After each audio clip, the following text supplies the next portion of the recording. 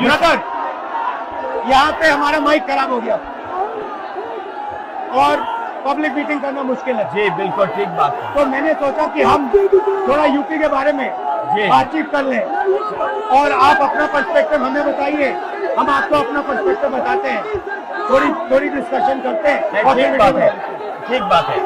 मैं समझता हूँ कि जब माइक खराब हो गया, हम दोनों बात करेंगे, वो रिकॉर्ड होकर के जाएगी तो लोग बेहतर और अच्छा समझेंगे और अच्छा रिजल्ट आएगा।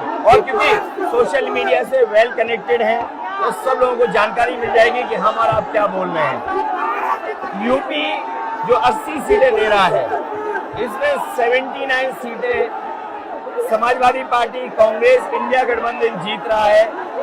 एक जो क्यूटो है उसमें हम और आप लड़ाई में हैं। और इस बार क्यूटो नाम कैसे जापान वाला ही है? ये क्यूटो क्योंकि जो प्रधान सांसद हैं, उन्हें सपना दिखाया था काशी के लोगों को कि दुनिया की सबसे बेहतर सिटी बनेगी क्यूटो। तो क्यूटो बनी नहीं बनी, काशी के लोग ये तय करेंगे और फिर वोट डालेंगे। तो इस बार मन मर्जी नहीं चलनी है, मन की बात नहीं चलेगी, हमारे आपकी बात और 140 करोड़ लोगों की बात और संविधान की बात होगी। और आपने देखा, हम सब ने देखा कि यूपी को नरेंद्र मोदी जी ने बेरोजगारी का सेंटर बना दिया और इतनी बेरोजगारी की है। ये जितने बच्चे दिखाई दे रहे हैं, ये वो लोग हैं दिखाओ जो अग्निवीर या पेपर लीक, जिसकी वजह से इन्हें नौकरी नहीं मिली है और ये सब रोजगार नौकरी चाहते हैं। बीजेपी ने जो झूठे सपने दिखाए थे इन्वेस्टमेंट मीट के, जो झूठा सपना दिखाया था डिफेंस एक्सपो का, जो सपने बेचे थे G20 में, लेकिन इन नौजवानों को न नौकरी मिली न रोजगार मिला, आज ये खाली हाथ हैं। तो इसलिए हमें और आप मिल के, जो आपने कहा, जो इंडिया गठबंधन कह रहा है कि 30 लाख बच्चों को नौकरी दी जाएगी, उस दिशा में हम लोग काम करेंगे। और पहली नौकरी पक्की स्कीम, जिसके माध्यम से हर ग्रेजुएट को नौकरी का अधिकार, बेहतरीन ट्रेनिंग और बैंक अकाउंट में 1 लाख रुपए साल के। आपने नोट किया कि मोदी जी खटाखट बोलने शुरू कर दिए। ये आपके खटाखट के बाद वो रटारट खटाखट कर रहे हैं। अच्छा, आप एक बात बताइए, मुझे क्यूरियोसिटी है, थोड़ा आप अपने पापा के बारे में मुझे बताइए जी। मुलायम सिंह यादव जी के बारे में बताइए। आपने उनसे क्या सीखा? नेताजी और उनके साथ के लोग बिल्कुल जमीनी राजनीति करते रहे। हालांकि नेताजी कुश्ती, पहलवान और गांव के थे। करते हो कुश्ती? नहीं, मैं कुश्ती नहीं कर पाया जीवन में, क्योंकि मैं मिलिट्री स्कूल में चला गया तो कुश्ती नहीं कर पाया। लेकिन नेताजी इसीलिए धरती पुत्र बोले गए कि वो जमीन की बात को समझते थे। धरती पर जो लोग हैं उनकी क्या भावना है, उसको लेकर के वो आगे बढ़ाना चाहते थे। और आपका इस क्षेत्र से और इस शहर से आज का लगाव नहीं है, न जाने कितने सालों पुराना लगाव है।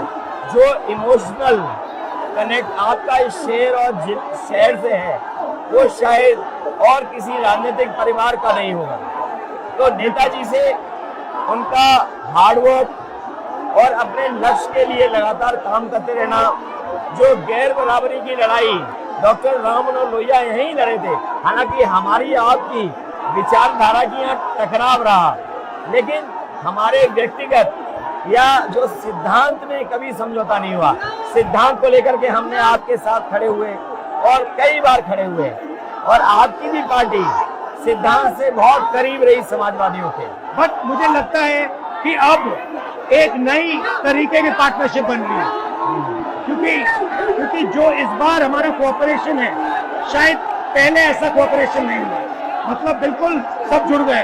सबसे अच्छा ये है कि जितना उन्होंने कहा 2 लड़कों की जोड़ी, उतना युवा आपसे, हमसे, इंडिया गठबंधन से और जुड़ गया। तो ये नेचुरल अलायंस है, और नेचुरल अलायंस इसलिए लोग महसूस कर रहे हैं कि वो चाहते हैं कि नौकरी और रोजगार मिले, नौकरी और रोजगार मिले। तो ये बड़ी भावना है कि हमसे आपसे ये यूथ कनेक्ट कर रहा है। सबसे सबसे बड़ी बात, महंगाई की चोट सबसे ज्यादा इन लड़कों को लगती है। हमारी थिंकिंग है और आपकी भी है कि ये जो 22-25 लोगों को नरेंद्र मोदी जी ने पूरा का पूरा धन पकड़ा है, उसको ठीक करने के लिए जो हमारे युवा हैं, माताएं बहनें हैं, उनको डायरेक्ट बैंक अकाउंट में पैसा देना। देखिए, ये जो लोगों के पास पैसा पहुंचने से जो अर्थव्यवस्था को लाभ मिलेगा, मैं समझता हूँ इनका भाग्य भी बनेगा और देश की अर्थव्यवस्था ही बेहतर होगी। ये जरूरी स्कीम है कि इनके अकाउंट में पैसा पहुंचे, जिससे थोड़ा बहुत जीवन स्तर इनका भी अच्छा हो। नरेंद्र मोदी जी डिबेट से क्यों डरते हैं? क्योंकि वो सच का सामना नहीं करना चाहते। पूरा उनका झूठ का गुब्बारा है।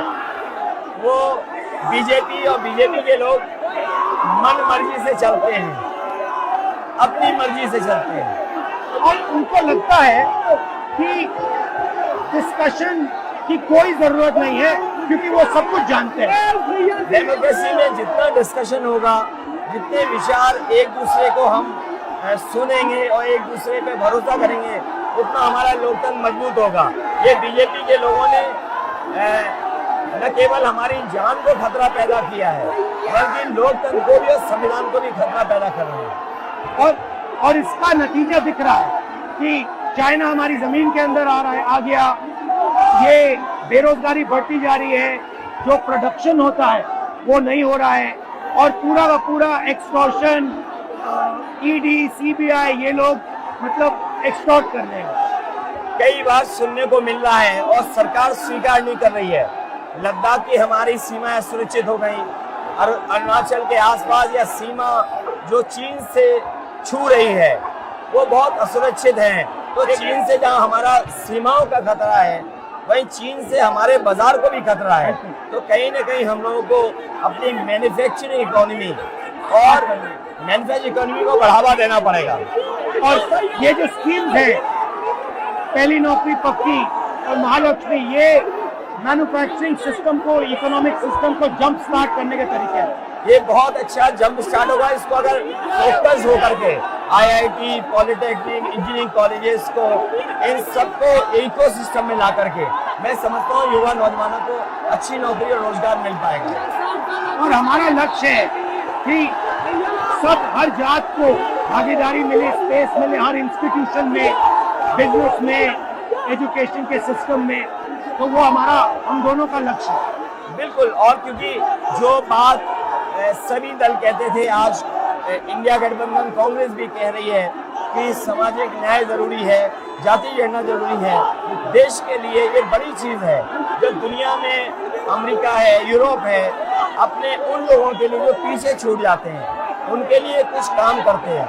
तो हमारा जो देश जाति के आधार पर पिछड़ा है, तो इसको आगे बढ़ाने के लिए ये बड़ी भूमिका होगी इस बार। बहुत अच्छा लगा, अच्छी बहुत मीटिंग अच्छा रहा, बहुत अच्छी मीटिंग है। मुझे लगता है कि ये यूनिक मीटिंग है क्या?